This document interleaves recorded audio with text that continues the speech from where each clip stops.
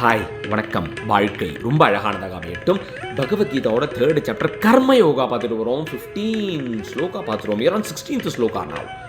What it says, it goes like this.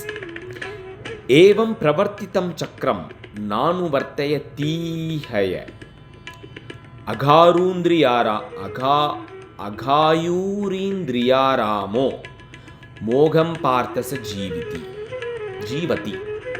Wow, it says that போன வீடியோவில் நம்ம பார்த்தோம்ல தட் வேதாஸில் ஒரு சில ஆக்டிவிட்டீஸ் கொடுக்கப்பட்டிருக்கு. அந்த ஆக்டிவிட்டீஸில் உனக்கு எது தேவையோ அதை பிடிச்சி எடுத்து நீ பண்ணிக்கலாம் அப்படின்னு சொல்லிட்டு we also saw that வேதாவில் இந்த குரூப் ஆஃப் பீப்புள் இந்த ஆக்டிவிட்டி தான் பண்ணணும் அப்படின்னு இது வரைக்கும் மென்ஷன் ஆனதா நம்ம பார்க்கல. ஆக்டிவிட்டீஸ் இருக்குது, அதை நீ பண்ணணும் அப்படின்னு தான் போட்டிருக்கு. இங்கே அதோடைய கண்டினியூஷனாக என்ன போட்டிருக்கு அப்படின்னா who do not do their responsibility in the cycle of activities is established by Vedas are sinful. They live in the delight of the senses. Indeed, their lives are in vain. Wow. போனதில் நான் கொஞ்சம் எக்ஸாக்டாக connect ஆக முடியல. போன ஸ்லோக்காவில் என்னடா ஏதோ ஒரு வேதாவில் ஒரு ஆக்டிவிட்டிஸ் போட்டிருக்கு, அதை தான் நம்ம பண்ணணுமா? நம்ம இப்படி ஐடியில் உட்காந்து கோட் அடிக்கணும்னு எந்த வேதாவில் போட்டுருக்கு அப்படின்னெல்லாம் யோசித்தேன். இயல்பு தானே. This is giving clarity of it. It says that இந்த இயற்கை, இந்த உலகம் இயங்கிறதுக்கு ஒரு சில சீரீஸ் ஆஃப் ஈவெண்ட் நடந்தாகணும். நம்ம பார்த்தோம்ல, விதைச்சா மழை பெஞ்சு திரும்ப நம்ம பார்த்தோம். வி saw that நம்ம உயிரோடு இருக்கணும், சாப்பாடு வேணும்னா மழை பெய்யணும், மழை பெய்யணும்னா மழை பெய்யணும்னா நம்ம உயிரோடு இருக்கணும்னா சாப்பாடு வேணும், சாப்பாடு இருக்கணும், சாப்பாடு மேனுஃபேக்சர் பண்ணணும் அப்படின்னா மழை பெய்யணும்னா மழை பெய்யறதுக்கு என்ன தேவையோ அதை நம்ம பண்ணணும். விவசாயத்தை பற்றி பார்த்தோம் இல்லையா? த சேம் வே இந்த உலகம் இயங்கிறதுக்கு for the world to operate there are certain series of events that has to happen.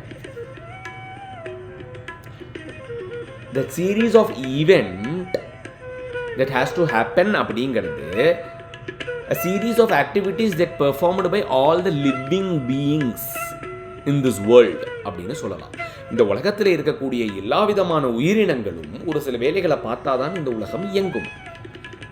அப்படி இருக்கும்போது as a human being we also have certain responsibility to do, certain activities to perform as our contribution for the cycle of events to happen, to operate.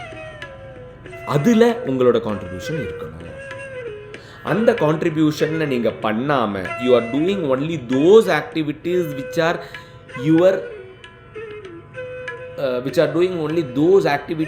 are pleasing your senses, then it is bad.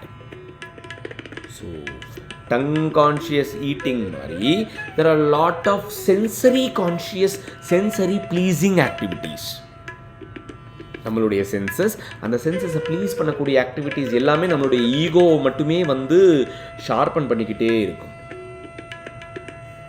That தெரிஞ்சோ தெரியாமையோ, தேவையோ தேவையில்லையோ, முடியுமோ முடியாதோ, எல்லாருமே ஏதோ ஒரு ஆங்கிளில் நம்ம பண்ணிக்கிட்டு தான் இருக்கோம். There are one set of activities. Another one, as a human being, you are supposed to perform certain activities for the world to operate. For வேர்ல்டுங்கிறது இங்கே எக்கனாமிக் வேர்ல்டை சொல்லலை, இந்த பிரபஞ்சம் இயங்கிறதுக்கு ஒரு மனுஷனாக உனக்குன்னு ஒரு சில கடமைகள் இருக்குது. அந்த கடமைகளை நீ பண்ணி தான் ஆகணும்.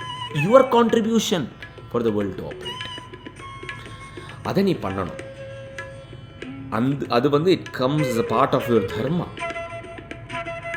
அதை பண்ணலை அப்படின்னா you are mere a selfish guy who just extract things from the world and enjoy your own self. You won't give it back anything அப்படின்னா that is something really bad. You know, there is no free lunch அப்படின்னு ஏதோ ஒரு புக்கில் படித்த ஞாபகம் இங்கே வருது. Even in this world you are அப்படின்னா you have some responsibilities towards the nature and you need to carry out that responsibilities அப்படிங்கிறது தான் இந்த ஸ்லோகா சொல்லுது. It says that there is no free lunch for you. You need to contribute for the nature around you அப்படின்ட்டு.